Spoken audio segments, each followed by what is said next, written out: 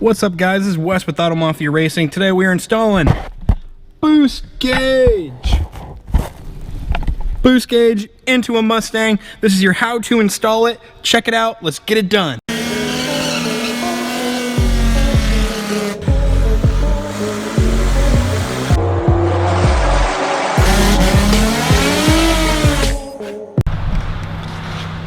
What is up, everybody? Wes back with Auto Mafia Racing once again, and we're back with the Pro-Charged V6 3.7 liter, I almost said Camaro, Mustang. Now this is another Cyclone, and we're doing a bunch of stuff to this car, but right now we're going to install a boost gauge so that we actually can know how much boost this car is making. Now this is one of those mods that I highly recommend if you're going to get a boosted car. I don't really see a point in buying a boosted car or building a boosted car and not having a boost gauge. You don't know how much boost you're running, so you can't say when somebody asks, well, how much power are you making? You can't say, oh, well, I'm making 400 horsepower, and they're gonna be like, oh, well, how much PSI? How much boost? And you're like, oh, I don't know, it's like 5 or 6 pounds? You don't really know because all you have is the recommendation or what is given by ProCharger or other people that have that same pulley size with a ProCharger.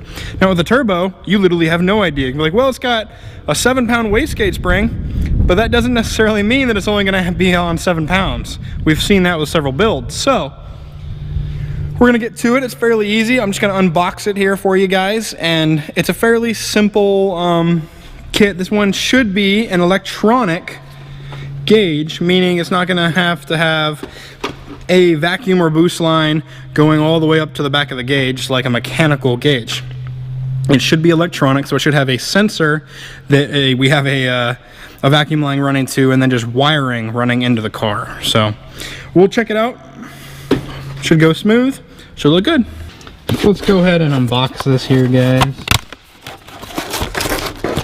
This is the ProSport, and right away what I'm going to tell you, those are going to be dinky tiny wires. So that's one thing I usually don't like about these certain types of gauges. They have really small wiring, which can make it a pain.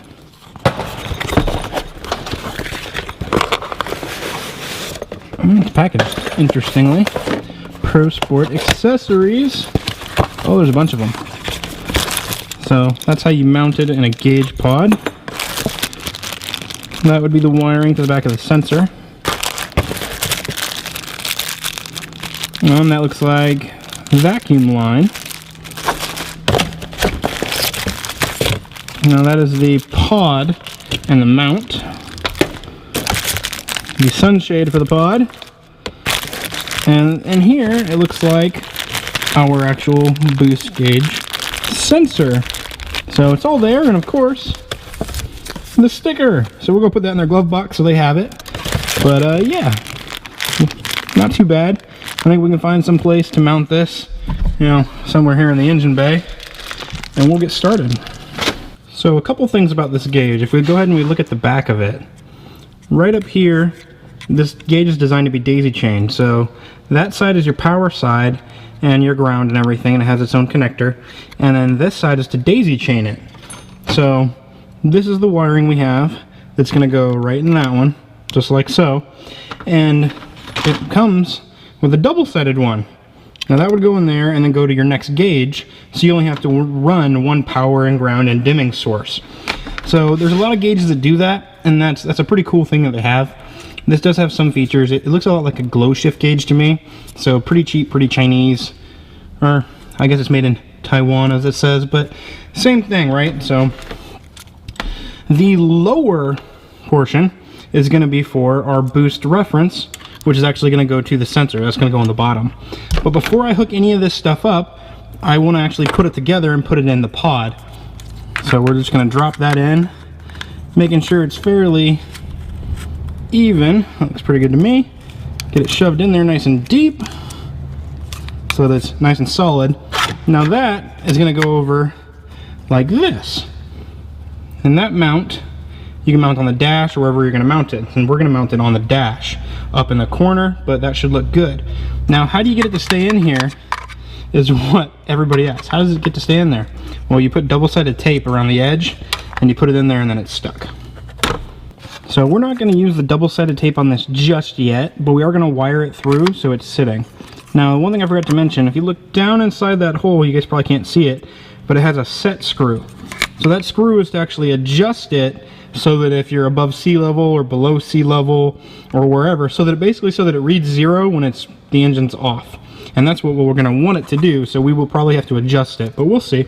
But we're going to wire it up first. So one of the first things we got to do, guys, is run our wiring.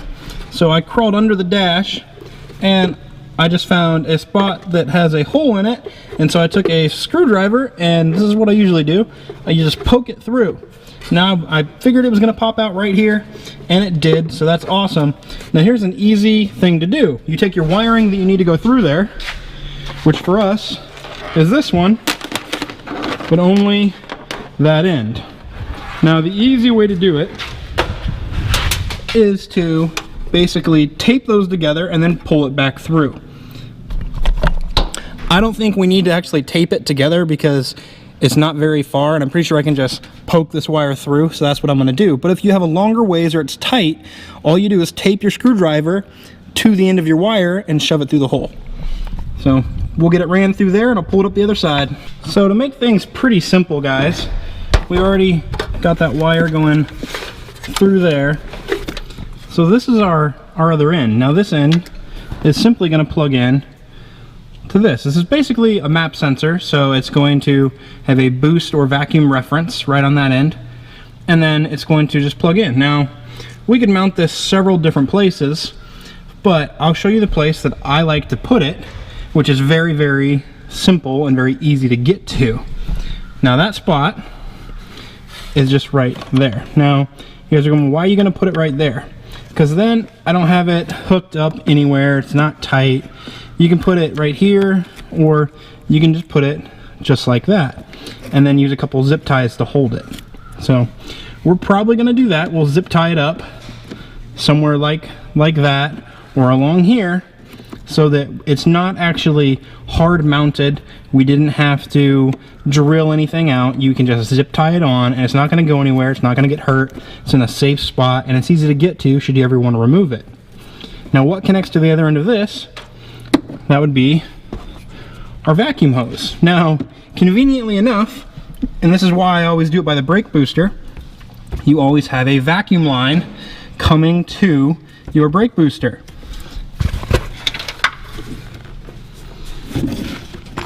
Now, if this is all mounted correctly, which I believe it is, that line goes to the blow-off valve or your wastegate. So all we're going to do is we're going to snip this in two, insert our T, and run one end to the end of here.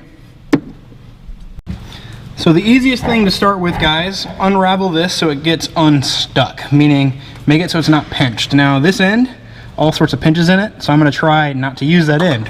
We're going to start off with the good end. So just using a pair of wire snips, I'm going to cut the vacuum line that I already see. We'll try and cut it fairly straight here. Now once that's cut, we can put our T in. Super simple. Just got to shove it up in there, and then we'll shove it on the other side. Now one thing you can do to make sure these stay on is you can zip tie them, and that can help quite a bit. But pretty simple. Like I said, this already had the boost reference line here for the wastegate and blow-off valve. So now that's on, we'll just take our other end, slide it on. Alright, that's on. Now we just need to decide where we're putting this. Now like I said, I think we're going to just zip tie it right here. So what we're going to do, we're going to run it to about there, and then I'm just going to slice it again.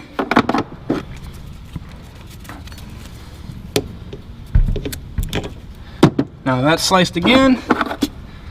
We'll just put that guy on, and that'll give us room. So we'll tuck it back behind this line, and then we'll zip tie it up just like that. And now we can put our wiring harness on. So we had all this down here. You can see all that left.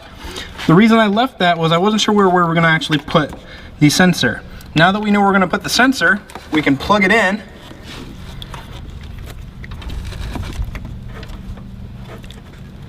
Get it to line up. There we go, got it plugged in.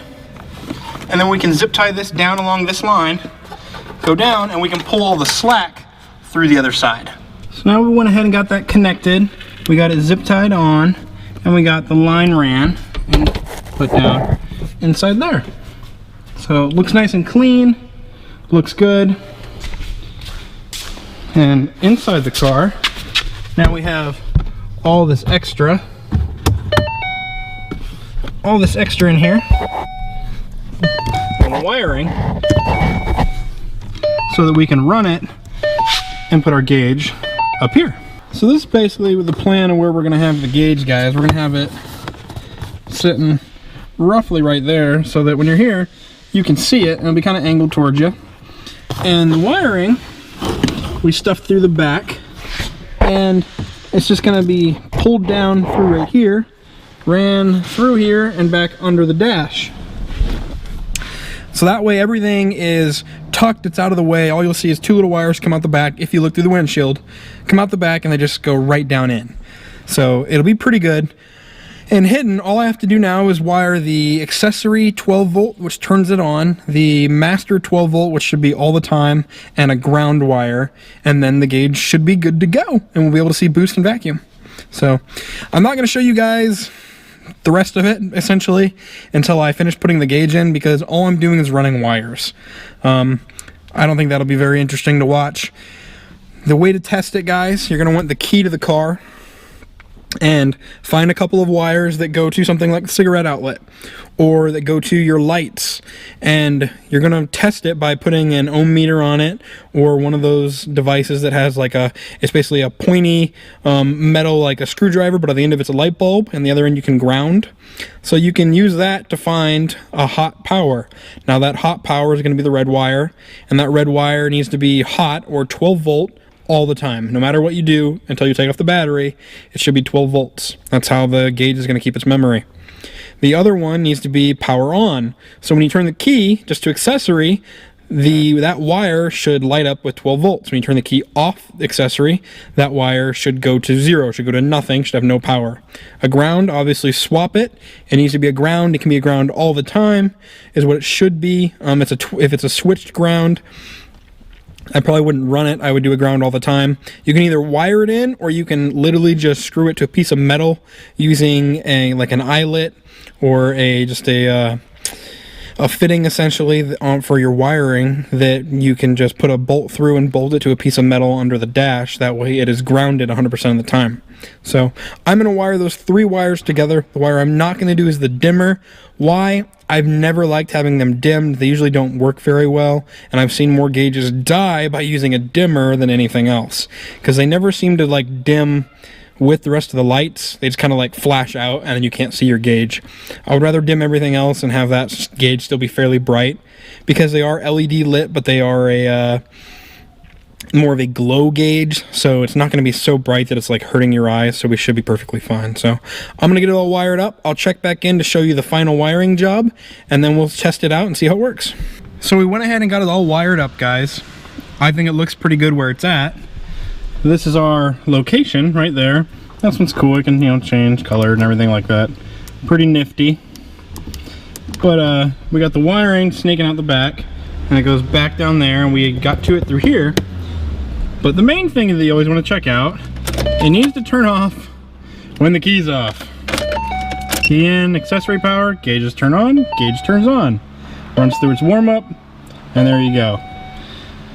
So we need to adjust it, because as you can see, it's saying -1 right now, which we don't need it to show -1 when we're driving. You know, if it's actually making 10 psi, we don't need it to show 9 on the gauge. So we're gonna put a screwdriver in there, and we're gonna turn it until it says 0.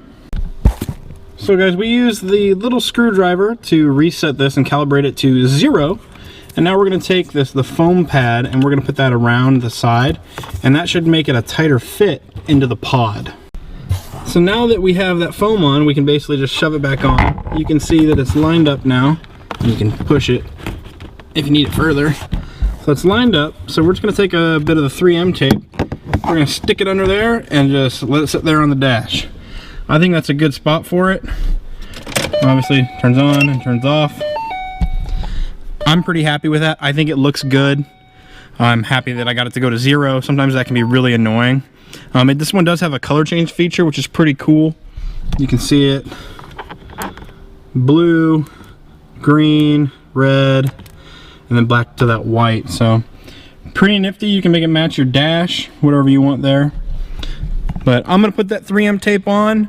I think it looks good. I think we're ready to go.